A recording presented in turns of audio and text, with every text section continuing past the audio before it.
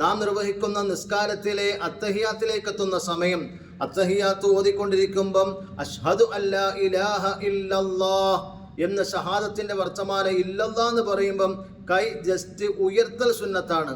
ഇങ്ങനെ വെച്ചിരിക്കുന്ന വിരലിനെ ജസ്റ്റ് ഉയർത്തൽ സുന്നത്താണ്. ചില ആളുകളൊക്കെ ആ സന്ദർഭത്തിൽ ഇങ്ങനെ ഇട്ട് ആട്ടുന്നത് കാണാം. എന്താണ് അവർ പറയുന്നത്? തിരുനബി സല്ലല്ലാഹു അലൈഹി വസല്ലം തങ്ങൾ ഇങ്ങനെ ചലിപ്പിച്ചിരുന്നു എന്ന്.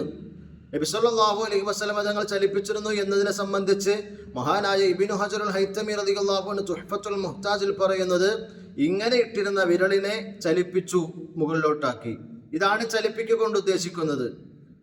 പണ്ഡിതന്മാർ ഇവിടെ നിന്ന് വ്യക്തമാക്കി പഠിപ്പിക്കുന്നത് കാണാം, ഇങ്ങനെ ചലിപ്പിക്കുന്നത് കറാഹത്താണ്, ഇങ്ങനെ ചലിപ്പിക്കുന്നത് കറാഹത്താണ്, വിരൽ ഇങ്ങനെ ഇട്ട് ആട്ടിക്കൊണ്ടിരിക്കുന്നത് കറാഹത്താണ്.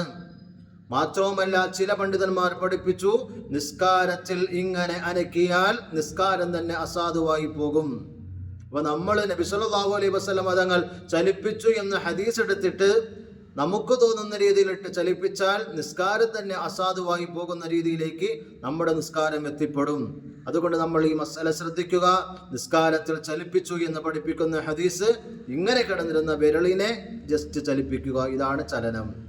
മറ്റു ചലനങ്ങളൊന്നും പരിശുദ്ധമായ ഇസ്ലാം പ്രോത്സാഹിപ്പിക്കുന്നതേ അല്ല.